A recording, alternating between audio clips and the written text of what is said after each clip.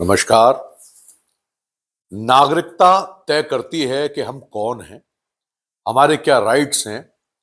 हाल के वर्षों में दो शब्द बहुत ज्यादा चर्चा में रहे, सीएए और एनआरसी। भारत एक डेमोक्रेटिक कंट्री है, यहां सिटीजनशिप सबसे बड़ी राइट है।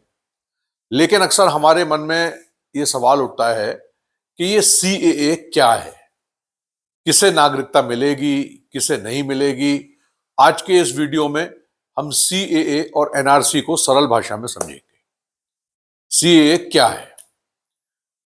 सिटीजनशिप अमेंडमेंट एक्ट भारत की सिटीजनशिप से जुड़ा एक कानून है। यह कानून 2019 में संसद द्वारा पारित किया गया था।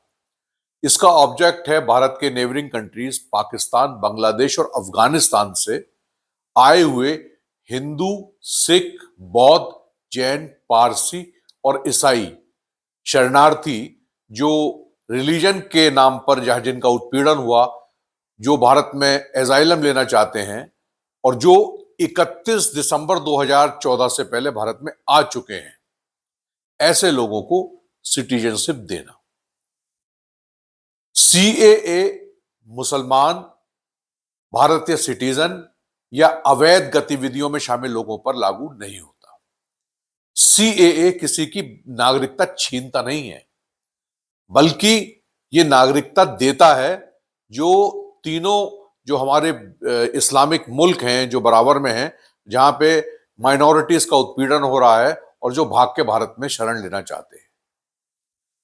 नागरिकता पाने के लिए पहले सीएए में 11 साल का प्रावधान था।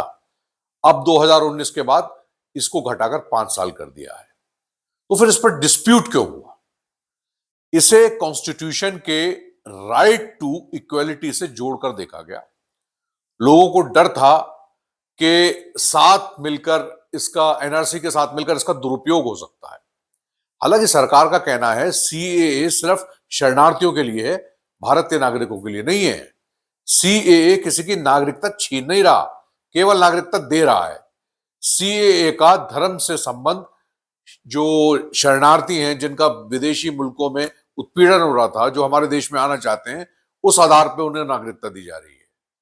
ये एक लीगल और ह्यूमन राइट से जुड़ा कानून है।